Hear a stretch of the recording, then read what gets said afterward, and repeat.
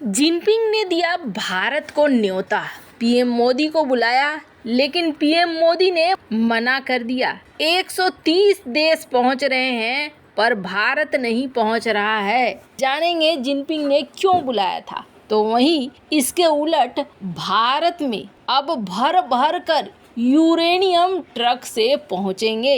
भारत ने इतनी बड़ी महाजीत हासिल कर ली है और चाइना के मुंह से जैसे कि निवाला छीन लिया हो। जानेंगे भारत ने ऐसा क्या किया है, भारत ने एक चल रहे शीत युद्ध को कैसे बाजी पलट दी है। जानेंगे जियोपॉलिटिक्स में क्या कुछ चल रहा है। आइए जानते हैं इन खबरों को विस्तार से। आपको बता दें, सबसे पहले जब चाइना अपने BRI को फैला रहा था तो उसने भारत से पूछा, और भारत वो देश था जो पहले ही BRI को भांप गया और भारत ने चाइना के BRI को ना कह दिया। BRI भारत में नहीं आ सका, लेकिन बाकी कई सारे देशों में फैला। कितने ज़्यादा देशों में फैला वो देखिए। 130 देश इस वक्त BRI को लेकर जो चाइना में मीटिंग हो रही है उस मीटिंग में पहुंच रहे हैं। BRI के 10 साल हो गए। 10 साल के अवसर पर अचानक से जिनपिंग को लगता है कि चलो बैठक बुला लेते हैं और अपनी ताकत दिखाते हैं। और यहाँ पर अफ्रीका, एशिया, पश्चिम एशिया, इन सब के नेताओं को बुलाया गया है। एक बड़ा जमावड़ा लगाया गया है। चीनी राष्ट्रपति एक बड़ा गेम यहाँ पर खेल रहे हैं और इस गेम के तहत चीनी राष्ट्रपति ये सोच रहे हैं कि हम एक बार फिर से इस प्रोजेक्ट को रिन्यू करें। वैसे आपको बता दें, यहाँ पर कई सारे ऐसे 130 देश पहुँचे हैं जो यहाँ पर झोली फैलाएंगे। जैसे केन्या पहले ही कह चुका है कि हमें रुकी हुई सड़क परियोजनाओं के लिए अलग से कर्जा चाहिए, जबकि केन्या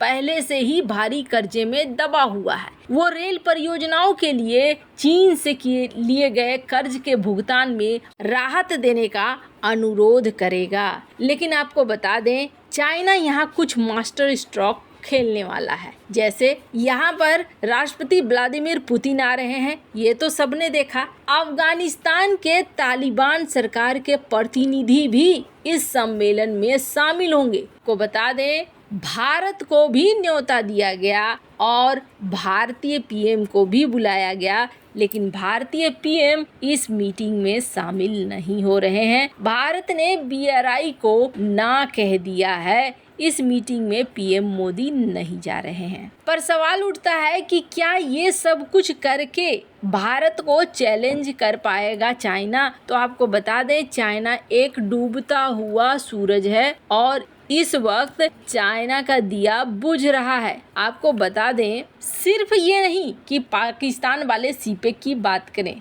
सिर्फ ये चीज ही नहीं है, चीज ये भी है कि जहाँ जहाँ चाइना ने BRI को फैलाया है उन सारे जगह से निगेटिव रिपोर्ट ही आ रहे हैं। इसलिए चाइना का ये BRI सफल नहीं होने वाला है। 130 देशों का जमावड़ा लगाकर जो शक्ति प्रदर्शन करना चाह रहा है वो शक्ति प्रदर्शन भर ही रह जाएगा। खैर, जहाँ एक तरफ ये सब कुछ हो रहा है तो वहीं दूसरी तरफ सवाल हो रहा है कि क्या एक शीत युद्ध चल रहा है? तो आपको बता दें, बिल्कुल एक शीत युद्ध में दुनिया इस वक्त है और ये शीत युद्ध में है सबसे ज्यादा शक्ति हासिल करना। और सबसे ज्यादा शक्ति किसे मिलेगा? उसे मिलेगा जिसके पास एनर्जी का एक्सेस हो। एनर्जी माने अभी के डेट में अगर एनर्जी की बात करें तो तेल हो गया, पर तेल तो हमारे पास है नहीं। आपको बता दें, तेल का खेल भी खत्म हो रहा है। अब क्रूड ऑयल के जगह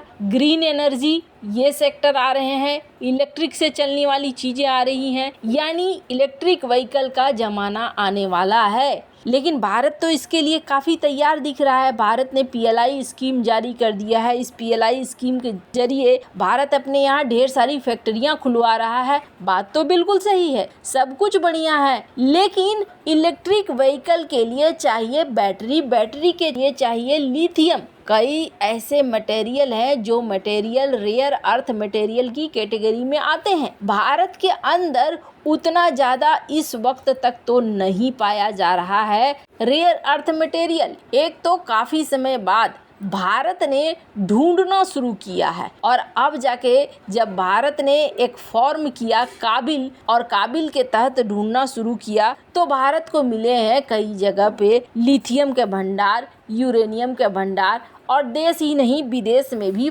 भारत के कई कॉन्टैक्ट बन रहे हैं। स्क्रीन पर एक आर्टिकल देखिए, एक क्रिटिकल दुर्लभ खनिजों का युद्ध चल रहा है। और इस युद्ध में आमने सामने कौन है? इस युद्ध में दो बड़ी शक्तियां चाइना और अमेरिका आमने सामने हैं। तो भारत क्या कर रहा है? आपको बता दें, भारत इन सब के बीच में बहुत ही बढ़िया वाला रास्ता निकाल कर बाजी मार ले रहा है। आपको ये मैडम दिखी होंगी, ये कौन है? तो आपको बता दें, ये है तंजानिया की राष्ट्र अध्यक्ष, उनकी प्रेसिडेंट सामिया सुलुहु। ये यहाँ पर भारत आई थी और भारत में इनका स्वागत किया गया। स्वागत करने के बाद जो रिपोर्ट निकल कर आ रही है, ये रिपोर्ट चाइना के लिए सबसे टेंशन देने वाली बात है। अब तंजानिया की राष्ट्रपति की थोड़ी सी कहानी जान लीजिए। इन्हें अपने पाले में लाने के लिए चाइना ने इनका बड़ा जोरदार स्वागत किया था। इतने अच्छे तरीके से स्वागत किया था, तियानमेन स्क्वायर पर इनके स्वागत के लिए सबसे बढ़िया कदम उठाया था और इनका खूब स्वागत किया गया था। स्क्रीन पर उस समय की फोटोग्राफ देखिए, किस तरीके से रेड कारपेट बिछाकर चाइना ने स्वागत किया था। चाइना बिना मतलब किसी का स्वागत नहीं करता है। यहाँ तक बात करें पड़ोसी पाकिस्तान, आयरन बिरादर कहता है, लेकिन कई बार मुलाकात के लिए पाकिस्तान को समय तक नहीं देता है। तो जब तक कोई उसके काम का है तब तक ही वो उसे वैल्यू देता है। तंजानिया को उस वक्त सर आंखों पर क्यों लगाया शी जिनपिंग ने? तो इसके पास एक बड़ा खजाना था और वो खजाना था रेयर अर्थ मटेरियल का। पर स्क्रीन पर दूसरा आर्टिकल देखिए। हाल फिलहाल में तंजानिया की राष्ट्रपति भारत आई थी और भारत जब आई थी तब चर्चा का विषय बन गया था कि भारत आखिर तंजानिया में करना क्या चाह रहा है। स्क्रीन पर आर्टिकल देखिए। तंजानिया ने एक गोल बनाया कि हमें 15 बिलियन तक का फॉरेन डायरेक्ट इन्वेस्टमेंट चाहिए 2025 तक भारत से। कहने का अर्थ है कि भारत $15 बिलियन लगाएगा तंजानिया के अंदर और भारत इसके लिए तैयार भी हो गया। भारत और तंजानिया ने 6 MOU साइन किए। 5 साल का रोड मैप बन गया डिफेंस कोऑपरेशन के लिए भी कि हम कौन कौन से क्षेत्रों में एक दूसरे की मदद करेंगे। और इन सब के बीच में आपको लगेगा अच्छा भारत को क्या फ़ायदा होगा इससे, भारत $15 बिलियन वहाँ लगाएगा तो आपको बता दें भारत $15 बिलियन लगाकर इसका एक बहुत बड़ा हिस्सा लगा रहा है मिनरल्स में। स्क्रीन पर एक आर्टिकल देखिए, दोनों देशों के बीच व्यापार बढ़ा रहा है। भारत पैसे लगाएगा और इस पैसे के बदले में भारत क्या लेगा उनसे? भारत लेगा उनसे यूरेनियम, कॉपर, निकेल, कोयला, जिप्सम, टीन, एक लंबी लिस्ट नजर आ रही है आपको। तो भारत के लिए ये माना जा रहा है सबसे बड़ा मास्टर स्ट्रोक जो भारत ने इस वक्त तंजानिया में खेल दिया है। वैसे इन सब मामले में आपकी क्या राय है, कमेंट कर जरूर बताएं। जल्द मिलते हैं अगली वीडियो में नई खबर के साथ।